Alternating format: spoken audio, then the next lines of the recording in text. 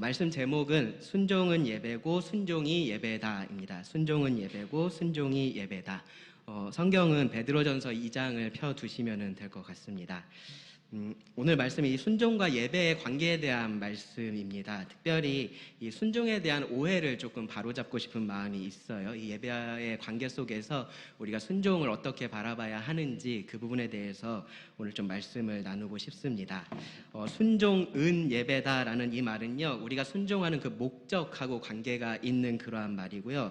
순종이 예배다라는 이 말은요, 예배의 방법하고 관계가 된 말입니다. 순종은 예배다는요, 우리의 순종하는 목적하고 관련이 되어 있고요. 순종이 예배다는 예배의 방법하고 관계된 말입니다. 우리가 순종하는 목적이 예배하기 위해서이고, 그리고 우리가 예배하는 방법은 순종이 되어야 한다라는 말씀을 오늘 드리려고 합니다. 우리가 순종하는 목적은 예배하기 위해서고요. 우리가 예배하는 방법은 순종이 되어야 한다라는 겁니다. 그러기 위해서 이 예배에 대해서 먼저 잠깐 말씀을 드리겠습니다. 하나님은 거룩한 분이시죠. 그렇죠? 하나님이 거룩한 분이시다라고 말할 때는요, 이 하나님께서 다른 피조물과는 구별되는 그러한 영광스러운 분이시다라는 의미가 그 안에 있습니다. 그런 하나님의 영광에 우리가 무엇을 더할 수도 없고요, 무엇을 뺄 수도 없습니다. 왜냐하면 그것이 하나님의 본질에 해당되는 그런 속성이어서 그래요. 영광스럽지 않은 하나님은 없는 겁니다. 그렇죠? 덜 영광스러운 하나님도 없고요. 더 영광스럽게 되셔야 할 하나님도 없습니다. 그런 존재라면 애초에 성경이 말하고 있는 하나님이 아니다라는 거예요. 그런데 우리가 성경을 읽어보다 보면, 그리고 여러분들도 아마 말씀 시간에 이런 표현들을 많이 들으실 텐데, 하나님을 영화롭게 하라라는 표현을 쓰죠. 그렇죠? 하나님께 영광을 돌려야 한다라는 그런 표현들을 씁니다. 이미 온전히 영광스러운 그 하나님을 우리가 더 영광스럽게 만들 수도 없고, 추가로 하나님께 어떤 영광을 더할 수도 없는데 왜 이러한 말들이 성경에 있을까요? 왜 그것이 우리들에게 명령으로 주어져 있을까요? 도대체 우리한테 뭘 어떻게 하라라는 말일까요? 먼저는요, 로마서의 이 말씀을 우리가 좀 생각해 볼 필요가 있습니다. 로마서 1장 21절부터 23절을 보시면요, 잘 아시는 말씀인데 이렇게 말씀을 합니다. 하나님을 알되 하나님을 영화롭게도 아니하며 감사하지도 아니하고 오히려 그 생각이 허망하여지며 미련한 마음이 어두워졌나니 스스로 지혜 있다 하나 어리석게 되어 썩어지지 아니하는 하나님의 영광을 썩어질 사람과 새와 짐승과 기어다니는 동물 모양의 우상으로 바꾸었느니라. 이 말씀은요, 지금 모든 사람들의 죄악된 상태에 대해서 지금 묘사를 하고 있는 겁니다. 이 말씀 뒤를 계속해서 읽어보시면 우리가 흔히 생각하는 그러한 죄악된 상태에 대해서 이야기를 해요. 살인에 대해서 말을 하고요, 성적인 타락에 대해서 말을 합니다. 시기하는 것, 사기치는 것, 비방하는 것, 그러한 우리가 정말로 죄라고 생각할 수 있는 그러한 부분들에 대해서 분명하게 말씀을 합니다. 그런데 그러한 것들은 결과적으로 드러나는, 겉으로 드러나는 그러한 결과물인 거고요. 사실은 그 근본에 있는 것이 바로 방금 읽었던 이 말씀인 거예요. 영광스러운 하나님을 사람들이 알고는 있는데 그 하나님을 인정하지 않는 허망한 생각을 가지고 있고요. 그리고 어두운 마음을 사람들이 가지고 있다라는 겁니다. 그것을 성경은 어리석음이라고 표현을 합니다. 그러한 어리석음을 우리들이 가지고 있는 것, 그것이 죄의 근본에 있는 얘기입니다. 그래서 성경이 하나님께 영광을 돌리라라고 말하는 것은요, 먼저는 그런 어리석음에서 벗어나야 한다라는 것을 의미를 합니다. 그런 어리석음에서 벗어나서 그 영광스러운 하나님을 영광스럽다라고 내가 바라보는 거고요. 그런 하나님을 인정을 하는 겁니다. 그리고 하나님이 그렇게 영광스러운 분이시다, 위대하신 분이시다라는 것을 이 세상 가운데 드러내는 것, 그것이 성경이 말하고 있는 하나님을 영화롭게 하는 것, 하나님께 영광을 돌리는 것의 의미입니다. 그래서요, 이런 명령들은요, 그러한 하나님의 영광을 드러내는 것, 그리고 선포하는 것, 그것하고 관련이 있는 명령인 겁니다. 하나님을 어떻게 하라라는 게 아니에요. 하나님은 이미 온전하신 분이십니다. 이미 영광스러운 분이십니다. 우리가 뭐를 어떻게 하면 안 되는 분이에요. 하나님께 뭐를 어떻게 하라라는 말이 아니고요, 그런 하나님의 어떠하심을, 그 하나님의 위대하심을, 영광스러우심을 이 세상 가운데 나타내라, 선포하라 라는 명령이 그 명령입니다. 그리고 그것이 모든 피조물들의 창조의 목적이고요. 그리고 그렇기 때문에 모든 피조물들의 최상의 의무라고 성경은 분명하게 우리들에게 말을 하고 있습니다. 그리고 그 피조물 중에 하나인 우리들, 사람들도 마찬가지입니다. 우리들도 그렇게 해야 되는 겁니다. 하나님을 영화롭게, 하나님께 영광을 돌려야 하는 겁니다. 그리고 그렇게 하는 것을 성경은 예배라고 말합니다. 예배, 영광스러운 하나님께 합당하게 우리가 반응을 하는 겁니다. 그 하나님을 나타내는 겁니다. 위대하신 하나님을 위대하다라고 우리가 찬양하고 말한다면요, 그것이 예배가 되는 겁니다. 모든 능력과 지혜를 지니신 그 하나님께서 하시는 그 말씀에 내가 귀를 기울이고 순종을 하면 그것이 예배가 되는 겁니다. 사랑과 섭리로 역사를 주관하시는 그 하나님께 나의 모든 염려와 걱정을 맡기고 기도한다면요, 그것이 예배가 되는 겁니다. 하나님께 합당한, 하나님께 마땅한 그 모든 반응들이 예배입니다. 그리고 우리가 그렇게 할 때 영광스러운 하나님을 이 땅 가운데 그대로 드러내게 됩니다. 이것이 예배예요. 그리고 이제 순종과 이 예배의 관계에 대해서 말씀을 드리겠습니다. 첫째는 순종은 예배입니다. 순종은 예배입니다.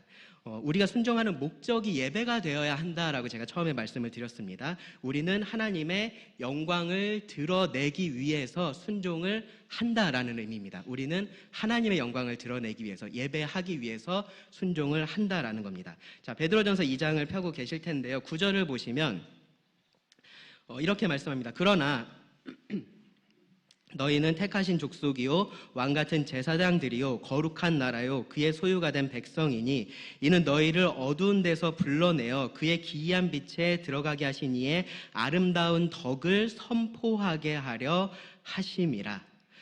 이 말씀에서 베드로는요, 이 구원받은 자들의 새로운 정체성에 대해서 말을 하고 있습니다. 택하신 족속이고 왕같은 제사장들이고 거룩한 나라고 그의 소유가 된 백성, 그렇게 이 구원받은 자들의 새로운 정체성을 얻은 것에 대해서 말을 하고 있어요. 그런데 이 표현들이 베드로가 만들어낸 표현들이 아니라 구약의 이스라엘 백성들에게 사용이 됐었던 그러한 표현들입니다. 그것을 가져와서 지금 구원받은 이 교회에 대해서 그 표현을 사용을 하고 있는 거예요.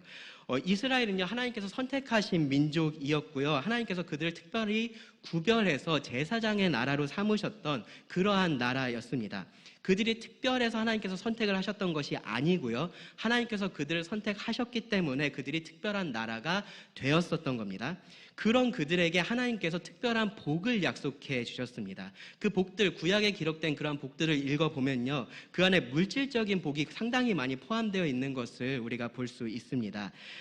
그들이 이 하나님의 말씀에 순종할 때 그러한 물질적인 풍요를 누리게 될 것이다 라고 하나님께서 약속을 하셨어요. 그런데 그 말씀들을 전체적으로 잘 읽어보면요, 그들이 순종할 때, 하나님의 말씀에 순종할 때 그 최종적인 목적이 복을 받는 것이다 라는 식으로 하나님은 말씀하지는 않으십니다. 그러니까 이런 식으로 말씀하지는 않으신다라는 거예요. 너네가 이 땅에서 너희가 원하는 그 모든 것들을 얻고 잘 살고 싶으면 내 말 잘 들어야 된다 라는 식으로 말씀을 하지는 않으셨다라는 겁니다. 처음에 하나님께서 이 이스라엘의 시작이라고 할 수 있는 그 아브라함을 부르실 때 하셨던 말씀이 있습니다. 창세기 12장에 그 내용이 있는데요. 그 말씀에 보시면은 이 아브라함에게 하나님께서 복을 주겠다라고 분명하게 말씀을 하시는데, 그러면서 동시에 아브라함이 복이 되어서 그를 통해서 모든 족속이, 모든 민족이 복을 받게 될 것이다 라는 말씀도 하십니다. 그러니까 그 부분이 바로 이 제사장 나라의 역할인 거예요. 이 복이 모든 사람에게 흘러가게 하는 것, 하나님과 사람 사이의 중보자의 역할을 하는 것, 그것이 이 제사장 나라의 역할이었습니다. 자기만 하나님을 예배하고서 끝나는 것이 아니라요, 다른 사람들로 하여금 하나님을 예배할 수 있도록 하는 일을 하게 하셨던 겁니다. 하나님은요, 이스라엘이 순종할 때, 이 순종할 때를 예배할 때로 바꿔도 됩니다. 이스라엘이 순종할 때 그들에게 복을 주시겠다라고 약속을 하셨고요, 그리고 그 모습을 본 다른 민족들이 하나님을 알게 되고 또 하나님을 예배하게 되는 것, 그것이 하나님께서 이스라엘을 선택하시면서 의도하셨던 모습으로 성경은 말을 하고 있습니다. 이것을 모세가 모르지 않았습니다. 모세가 그래서 약속의 땅으로 들어가는 이스라엘 백성에게 했었던 말을 보면요, 신명기 4장 5절부터 7절에서 이렇게 말을 합니다. 내가 나의 하나님 여호와께서 명령하신 대로 규례와 법도를 너희에게 가르쳤나니, 이것은 모세가 기록했던 그 모든 율법의 계명들을 의미를 합니다. 모세는 계속해서 이스라엘 백성들에게 이 하나님의 말씀을 전달해 주었습니다. 가르쳐 주었습니다. 이는 너희가 들어가서 기업으로 차지할 땅에서 그대로 행하게 하려 함인즉, 순종하게 하려고 가르쳤다라는 거죠. 그렇죠? 너희는 지켜 행하라, 그렇게 하라라는 겁니다. 이것이 여러 민족 앞에서 너희의 지혜요 너희의 지식이라. 그들이 누군가요? 여러 민족이죠. 그렇죠? 그들이 순종하는 모습을 봤을 때, 그들이 순종하고 하나님께 복을 받는 모습을 봤을 때, 그들이 이 모든 규례를 듣고 이르기를 이 큰 나라 사람은 과연 지혜와 지식이 있는 백성이로다 하리라. 우리 하나님 여호와께서 우리가 그에게 기도할 때마다 우리에게 가까이 하신과 같이 그 신이 가까이함을 얻은 큰 나라가 어디 있느냐. 사람들이 알게 될 거라는 거죠. 그 모습을 보고 있는 사람들이 저렇게 하나님 신이 가까이 하는 저러한 신을 본 적이 없다, 저런 하나님을 본 적이 없다라고 그렇게 알게 될 것이다 라고 이야기를 하는 겁니다. 순종했을 때 하나님께서 주시는 그 복을 통해서 다른 민족들이 하나님을 알게 되고요, 하나님께 나와서 예배하는 그러한 모습을 모세는 그리고 있었던 겁니다. 그게 이 제사장 나라로서 이스라엘에게 합당한 모습이어서 그렇습니다. 그리고 그 모습이 가장 잘 나타난 사건이 있는데요, 바로 스바 여왕이 솔로몬을 방문했을 때입니다. 그 스바 여왕이요, 솔로몬에 대한 소문을 들었어요. 그의 지혜와 풍요로움에 대한 소문을 듣게 됐습니다. 그리고 그것을 확인하려고 그 나라에 오죠. 그리고 나서 이렇게 말을 합니다. 열왕기상 10장 9절을 보시면요, 당신의 하나님 여호와를 송축할지로다. 여호와께서 당신을 기뻐하사 이스라엘 왕위에 올리셨고 여호와께서 영원히 이스라엘을 사랑하심으로 당신을 세워 왕으로 삼아 정의와 공의를 행하게 하셨도다. 하나님을 찬양하게 되는 겁니다. 하나님을 예배하게 되는 겁니다. 이런 제사장으로서의 역할을 하도록 하나님은 이 구약의 이스라엘 백성들에게 그런 물질적인 축복을 약속을 해 주셨던 겁니다. 결국 이스라엘은 이 순종을 통해서, 이 예배를 통해서 하나님이 어떤 분이신지를 나타내야 됐고요, 그것을 통해서 우상 숭배에 빠져 있었던 다른 민족들이 하나님께 돌아와서 하나님께 영광 돌리는 그러한 역할을 해야 했었던 겁니다. 그런 면에서 그들이 제사장 나라였고요, 그리고 신약에 와서는 교회가 그러한 일들을 한다라는 겁니다. 그렇게 베드로가 지금 말을 하고 있는 거예요. 그래서 교회가 택하신 족속이고 왕같은 제사장이고 거룩한 나라고 그의 소유가 된 백성이라는 이러한 새로운 정체성을 얻었습니다. 그리고 그 목적이 뭐냐면은 너희를 어두운 데서 불러내어 그의 기이한 빛에 들어가게 하신 이 누구인가요? 구원하신 하나님이시죠. 그렇죠? 이러한 새로운 정체성을 주신 바로 그분이십니다. 그 하나님의 아름다운 덕을 선포하는 것입니다. 그것이 목적인 것입니다. 그것이 구원받은 새로운 정체성을 얻은 목적인 겁니다. 간단히 말해서 하나님께 영광 돌리는 것, 하나님을 예배하는 것, 그것이 목적입니다. 그 목적은요, 이 새로운 정체성에 합당하게 살아가는 것을 통해서, 순종을 통해서 달성이 됩니다. 5절 말씀을 보시면요, 베드로전서 2장 5절 보시면 너희도 산돌같이 신령한 집으로 세워지고 예수 그리스도로 말미암아 하나님이 기쁘게 받으실 신령한 제사를 드릴 거룩한 제사장이 될지니라 라고 말을 해요. 예수 그리스도 안에서 믿는 자들은, 교회는 거룩한 제사장이 되었습니다. 그리고 그들은요, 그 믿는 자들은 거룩한 제사장으로서 여기 말씀해 보면은 하나님이 기쁘게 받으실 신령한 제사를 드려야 됩니다. 그 신령한 제사에 대해서요, 히브리서를 보면 이렇게 말씀을 해요. 히브리서 13장 15절 16절을 보시면 그러므로 우리는 예수로 말미암아 항상 찬송의 제사를 하나님께 드리자. 이는 그 이름을 증언하는 입술의 열매니라. 오직 선을 행함과 서로 나누어 주기를 잊지 말라. 하나님은 이 같은 제사를 기뻐하시느니라. 이 말씀에 보면요, 두 종류의 신령한 제사를 지금 언급을 하고 있습니다. 첫째는 15절에서 말하고 있는 입술의 열매이고요, 그리고 둘째는 뭐냐면요, 16절에서 말하고 있는 손발의 열매라고 할 수 있을 겁니다. 다르게 말하면 우리가 이렇게 모여서 드리는 이러한 공적인 예배, 그리고 우리가 흩어져서 드리는 우리 삶의 예배라고도 말을 할 수 있을 겁니다. 물론 이 둘이 항상 그렇게 명확하게 구분이 되는 것도 아니고요, 또 그렇게 구분을 해야 되는 것도 아니에요. 그런데 이렇게 두 가지 측면이 있다라는 것, 예배에 두 가지 측면이 있다라는 것이 우리가 예배를 이해하는 데 도움이 됩니다. 중요한 건 뭐냐면요, 그 둘 다가 우리가 제사장으로서 드려야 할 예배라는 점이에요. 그리고 이 신령한 제사에 대해서, 영적인 예배에 대해서 사도 바울은 또 이렇게 기록을 했습니다.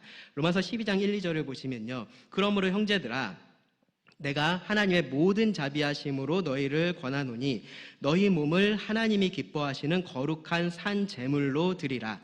이는 너희가 드릴 영적 예배니라. 너희는 이 세대를 본받지 말고 오직 마음을 새롭게 함으로 변화를 받아 하나님의 선하시고 기뻐하시고 온전하신 뜻이 무엇인지 분별하도록 하라. 하나님의 선하시고 기뻐하시고 온전하신 그 뜻을 분별해서 그것대로 행하는 것, 그대로 살아가는 것, 그것이 하나님께서 기뻐하시는 영적인 예배라고 지금 말씀을 하고 있는 겁니다.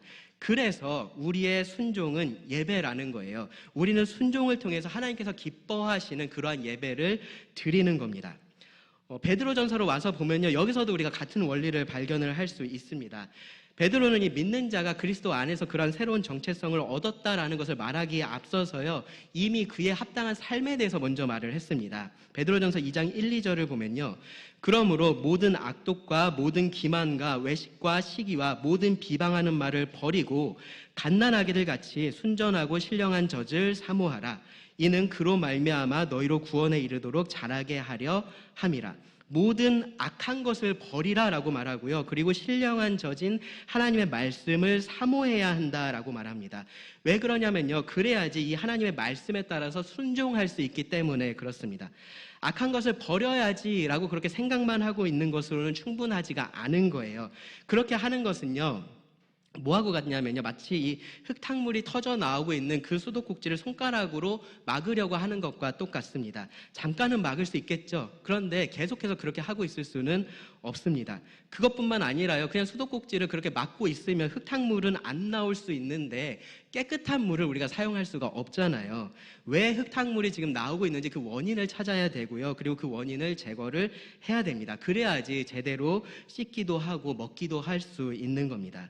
그래서 이 악한 것을 버리는 것뿐만 아니라 뭐가 중요하냐면은 말씀을 사모하는 것이 중요한 겁니다. 내 마음에 하나님의 말씀을 채워야 되는 거예요. 내 생각과 내 가치관이 그 말씀에 따라서 먼저는 변화를 해야 되는 겁니다. 그러고 나면은 우리의 가치관과 생각이 변하고 나면, 내 마음이 변하고 나면은 자연스럽게 내 말이 바뀌고 행동이 바뀌는 겁니다. 그리고 그런 것들이 쌓이면요, 그것이 우리의 삶의 변화가 되는 겁니다.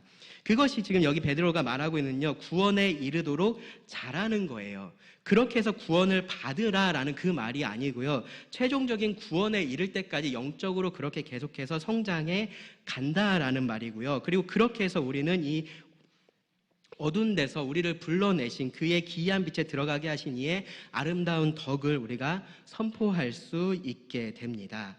순종은 예배인 겁니다.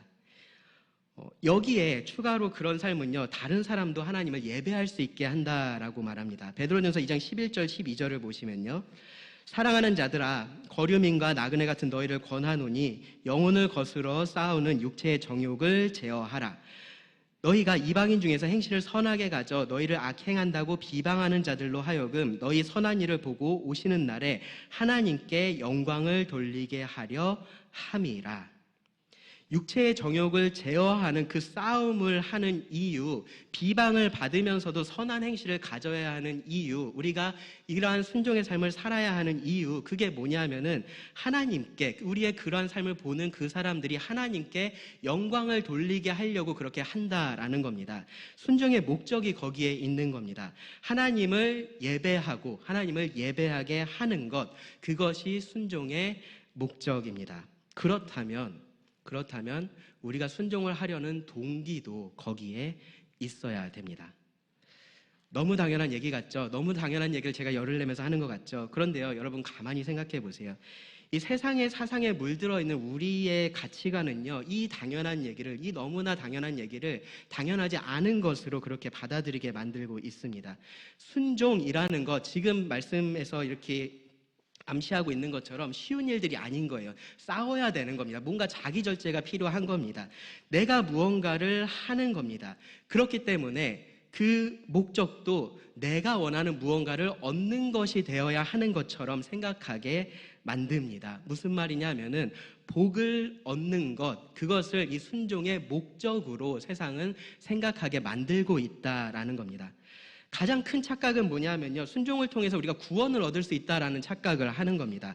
기독교를 제외한 다른 모든 종교들이 다 이런 착각의 바탕에서 열심을 내게 만들고 있습니다. 당신이 무언가를 열심히 하면, 희생을 하면, 헌신을 하면은 신이 자비를 베풀어 줄 거다와 같은 이야기들을 다들 하고 있습니다.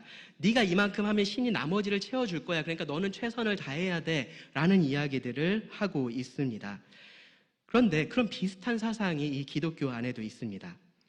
오직 믿음으로 얻는 이 구원에 대해서 성경은 너무나 명확하게, 너무나 분명하게 말을 하는데요, 여전히 사람들은 그래도 내가 뭔가는 해야 되는 거 아니야 라는 생각을 하고 있어요. 그래도 내가 뭔가를 해야 되는 거 아니야 라는 생각을 합니다. 그래서 구원받기 위해서 노력을 합니다. 그래서 자기가 뭔가 잘 한 것 같으면요, 구원에 대한 확신이 생기고요, 그러다가 또 잘 못한 것 같으면 그런 확신이 금방 또 사라집니다.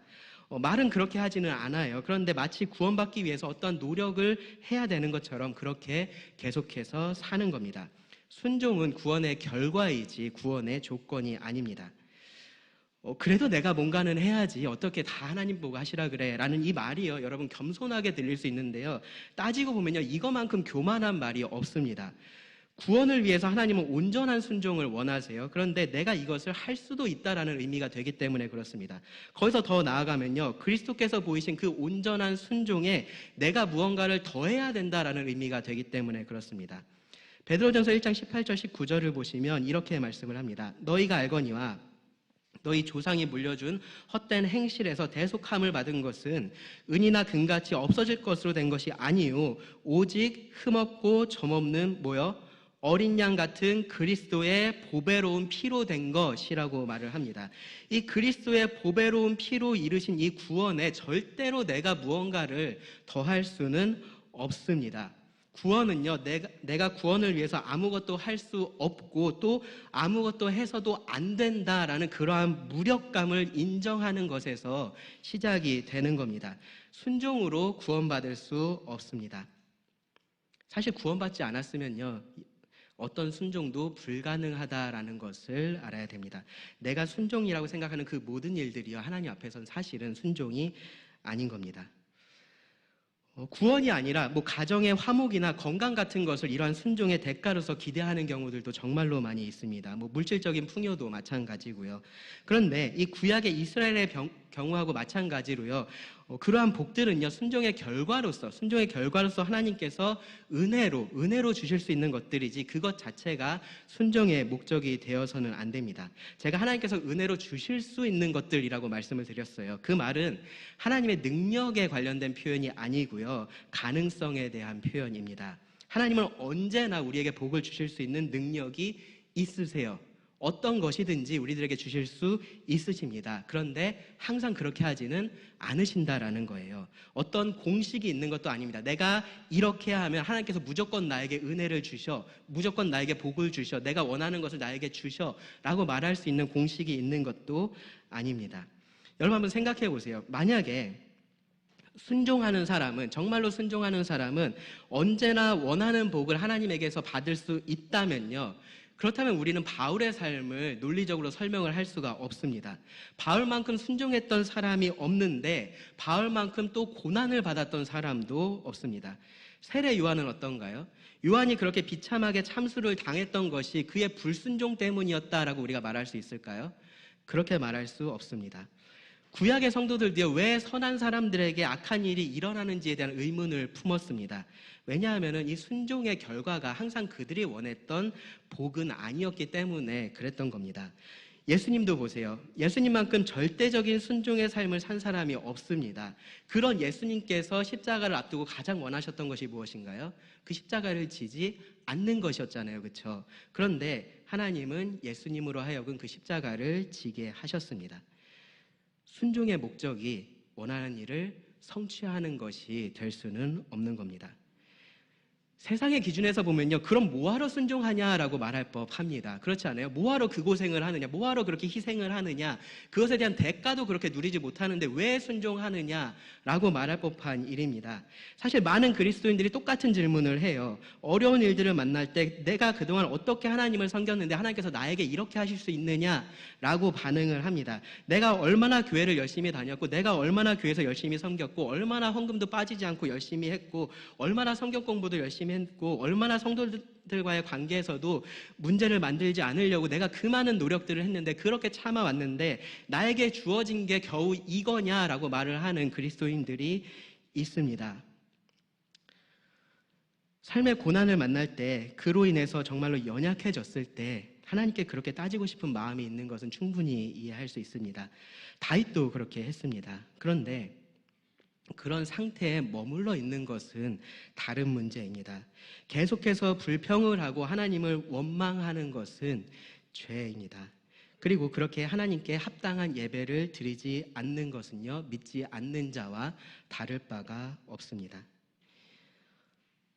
이 모든 것들이요, 우리가 세상에서 잘못 배운 그 가치관들 때문에 비롯된 일들입니다. 우리는 내 노력에 합당한 결과를 얻어야 된다라고 생각을 해요. 그리고 그것을 모든 상황에 적용을 해서요, 하나님께 순종하는 것에 대해서도 마찬가지로 그렇게 생각을 하고 있는 겁니다. 내가 하나님께 순종을 했으니까 하나님은 나에게 마땅한 무언가를 주어야 한다라는 생각을 하는 겁니다. 내가 이렇게 했으니까 하나님도 이 정도는 해줘야지라는 생각을 하는 겁니다. 그런데 그렇지 않다라는 거예요. 하나님은요, 여러분 가만히 생각해 보세요. 하나님은요, 때로는 불순종하는 사람에게도 복을 주십니다. 맞나요? 불순종하는 사람에게도 복을 주십니다. 그것을 우리가 뭐라 그러죠? 은혜라고 합니다. 은혜라고 합니다. 아담과 하와가 범죄한 후에 바로 죽지 않고요, 자녀를 낳으면서 번성했습니다. 그들이 순종해서 그랬던 것이 아니라요, 하나님께서 그들에게 은혜를 베풀어 주셨던 겁니다. 이스라엘이 가나안 땅에 들어갈 수 있었던 거는요, 그들이 순종한 것에 대한 합당한 대가를 얻은 것이 아니라요, 하나님께서 그들에게 은혜를 베푸셨기 때문에 가능했었던 일입니다. 반석에서 물이 나왔던 것은요, 모세의 불순종에도 불구하고 하나님께서 그들에게 은혜를 베푸셨기 때문입니다. 우리가 구원받은 것도 마찬가지예요. 우리가 먼저 순종해서 하나님께서 우리를 구원해 주신 것이 아닙니다. 하나님께서 우리를 언제 구원해 주셨습니까? 우리가 아직 연약할 때, 우리가 아직 죄인 되었을 때, 우리가 원수 되었을 때에 하나님께서 그 불순종하는 우리에게 은혜를 주셨기 때문에 우리가 구원을 받을 수 있었던 겁니다.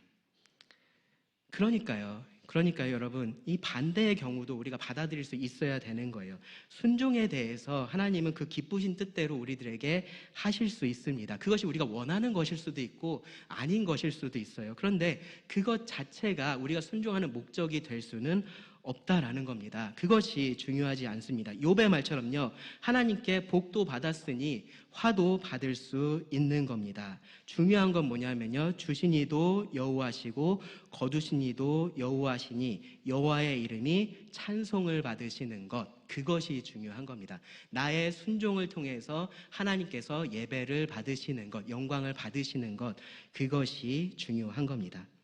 이것이 순종은 예배 라는 말의 의미입니다.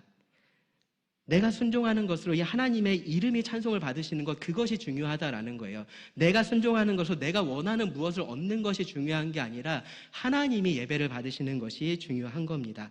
순종의 결과가 내가 볼 때 좋은지 나쁜지 그런 것이 중요한 문제가 아닙니다. 그것 때문에 순종할지 말지를 우리가 결정하는 것이 되어서도 안 됩니다. 순종은 예배입니다. 순종은 예배하려고 하는 거지 복 받으려고 하는 것이 아닙니다. 순종을 통해서 내가 칭찬을 받으려고 하는 것도 아닙니다. 순종으로 칭찬받으실 분은 오직 하나님이십니다. 하나님의 이름이 찬송을 받으셔야 합니다. 하나님이 영광을 받으셔야 됩니다. 그리고 그것을 위해서 우리는 순종을 하는 겁니다. 그 순종에 대해서 하나님이 복을 주시면요, 그건 마땅한 대가를 내가 받은 게 아닌 거예요. 은혜인 겁니다. 그래서 감사해야 됩니다. 순종은 예배이기 때문에 그렇습니다. 다음으로요, 순종이 예배입니다.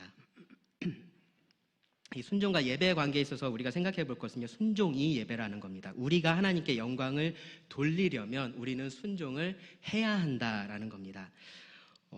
하나님은 영광스러운 분으로서 이 피조물들을 통해서 이 세상 가운데 자기 영광을 드러내십니다. 그런데 하나님께서 영광을 나타내시고 영광을 받으셨다라고 해서 반드시 그 피조물이 하나님을 예배했다라는 의미는 아니에요. 이게 무슨 말인가 싶으시죠? 여러분 잘 한번 생각해 보세요. 바로의 경우를 생각해 보시기 바랍니다. 출애굽기 14장 4절을 보시면요, 이렇게 말씀을 합니다. 내가 바로의 마음을 완악하게 한즉 바로가 그들의 뒤를 따르리니 내가 그와 그의 온 군대로 말미암아 영광을 얻어 애굽 사람들이 나를 여호와인 줄 알게 하리라 하시매. 그 뒤에 이어지는 17절과 18절 말씀에서도요, 내가 애굽 사람들의 마음을 완악하게 할 것인즉 그들이 그를 뒤따라 들어갈 것이라. 내가 바로와 그의 모든 군대와 그의 병거와 마병으로 말미암아 영광을 얻으리니 내가 바로와 그의 병거와 마병으로 말미암아 영광을 얻을 때에야 애굽 사람들이 나를 여호와인 줄 알리라 하시더니. 자, 이 말씀에 보면요, 하나님께서 영광을 얻으셨습니다. 맞죠? 그렇죠? 누구를 통해서 얻으셨습니까? 바로와 바로의 군대를 통해서 얻으셨습니다. 사람들은 하나님이 어떤 하나님이신지를 알게 됐습니다. 하나님이 능력의 하나님이시다라는 것을 알게 됐고요, 심판의 하나님이시다라는 것을 알게 됐습니다.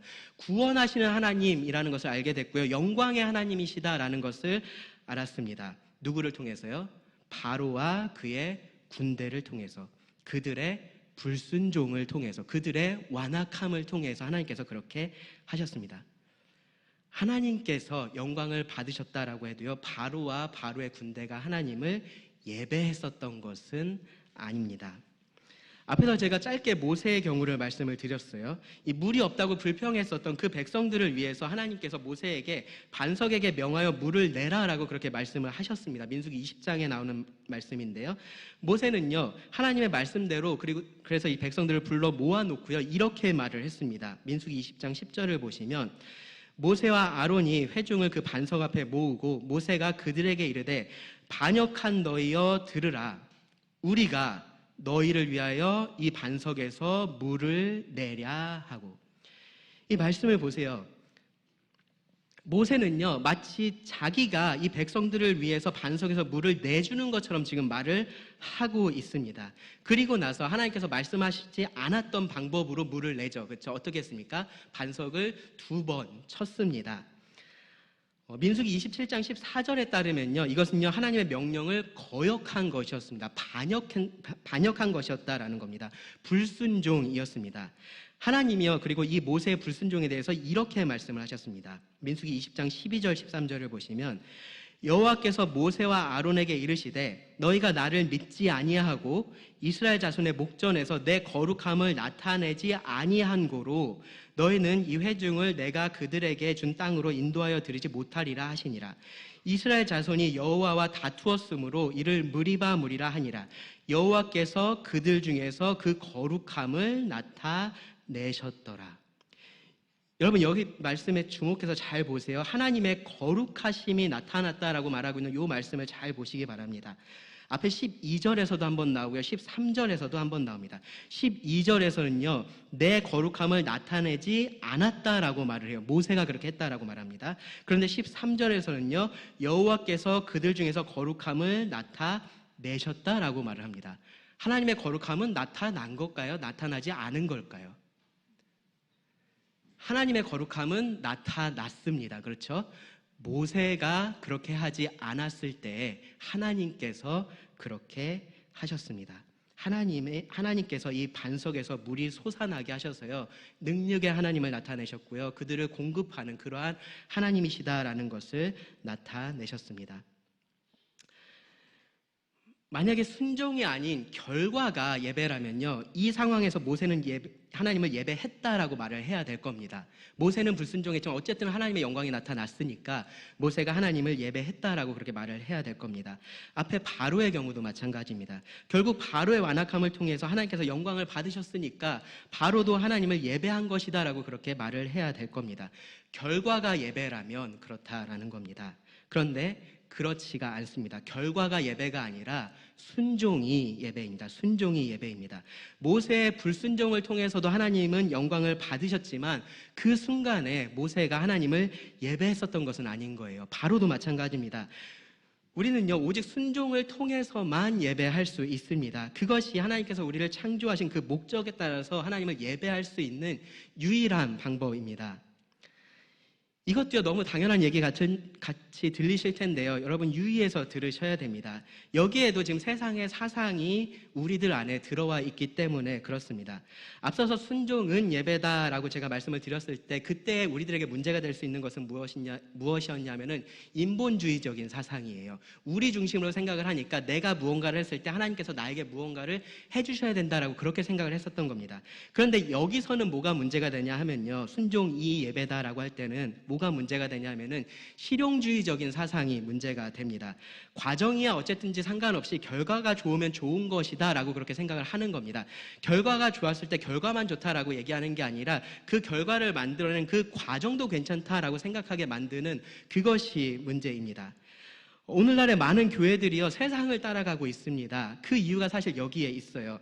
세상의 음악을 따라하고 있고요, 세상의 사람들이 좋아할 만한 것들을 계속해서 교회 안으로 들여오고 있습니다. 그래서요, 교회의 예배 영상을 보면요, 이게 하나님을 예배하는 모습인지 아니면 무슨 가수의 콘서트 현장인지 무슨 쇼를 하고 있는 건지 구분하기가 어려운 경우들이 정말로 많이 있습니다. 그렇게 하면서 그것이 실제로 성도들이 하나님께 집중할 수 있게 하는지, 하나님을 높이는지에 대해서는 고민하지 않습니다. 어쨌든 그렇게 했을 때 사람들이 교회 안에 많아지면 그것을 좋다라고 생각을 하는 겁니다. 교회가 주변 사회에 영향을 미치면 그것으로 됐다라고 생각을 하고 있는 겁니다. 어쨌든 사람들에게 복음을 전할 수 있는 기회는 생기고 있는 거 아니냐라고 생각을 하고 있는 겁니다. 그렇게 해서 마케팅에 도움을 받고 있고요, 경영학에 도움을 받고 있습니다. 그것이 성경에서 말하고 있는 교회의 원리하고 어떻게 부합되고 있는지는 고민하지 않습니다. 결과만을 생각을 하고 있는 겁니다. 실제로 그런 일들을 통해서요, 어떤 사람은 복음을 듣고요, 구원을 받을 수도 있어요. 하나님께서 그 영광을 나타내실 수도 있는 겁니다. 그런데 그러한 결과들이 그 모든 과정을 정당화할 수는 없다라는 겁니다. 하나님은 영광을 받으셨지만 나는 예배하지 못했을 수 있다라는 겁니다. 순종이 예배이기 때문에 그렇습니다. 하나님께서 하라라고 하신 그 방법보다 하나님을 예배하는 더 좋은 방법을 사람이 가지고 있을 리가 없습니다. 이런 원리는요, 공적인 예배에만 적용이 되는 게 아니라요, 우리 삶의 예배에도 똑같이 다 적용이 됩니다. 우리가 삶의 지혜라고 생각하는 그러한 것들이요, 이 성경의 원리에 부합하지 않는 경우들 정말로 많이 있습니다. 그래서 여러분들 주의하셔야 됩니다. 세상에서 추구하고 있는 그런 남녀의 모습들, 가정의 모습들, 자녀 양육의 모습들, 그러한 것들이 성경에서 얼마나 동떨어져 있는지 여러분 아신다면요, 그러한 것에 대해서 세상이 말하고 있는 것들에 여러분 주의하셔야 됩니다. 지금 내 삶을 즐기는 것, 남보다 나의 행복을 먼저 추구하는 것, 용서하는 것보다 복수하는 것이 더 낫다라는 것, 사랑하는 것보다 사랑받는 것이 더 좋다라는 것, 그러한 모든 것들이요, 세상에서는 상식일 수 있는데요, 그러한 것들이 하나님의 방법은 아닙니다. 이런 세상에서 하나님의 말씀에 순종하는 것은요, 사실은 결과에 앞서서 지금 당장에도 굉장히 어려운 일들이 될 수도 있습니다. 그런데 그렇다고 해서 우리가 타협할 수 있는 부분은 아닙니다. 우리 삶의 목적이 예배이고요, 그리고 그 예배를 우리가 오직 순종을 통해서만 드릴 수 있다면, 그렇다면 그 대가가 무엇이 되더라도 우리는 순종을 해야 되는 겁니다. 다시 말씀드리지만요, 하나님께서 주신 방법보다 더 좋은 방법은 없습니다. 순종이 예배입니다. 순종은 예배고요, 그리고 순종이 예배입니다. 순종의 목적은 예배가 되어야 되고요, 그리고 예배의 방법은 순종이 되어야 됩니다. 이것이 우리 삶의 가장 중요한 원리가 되어야 됩니다.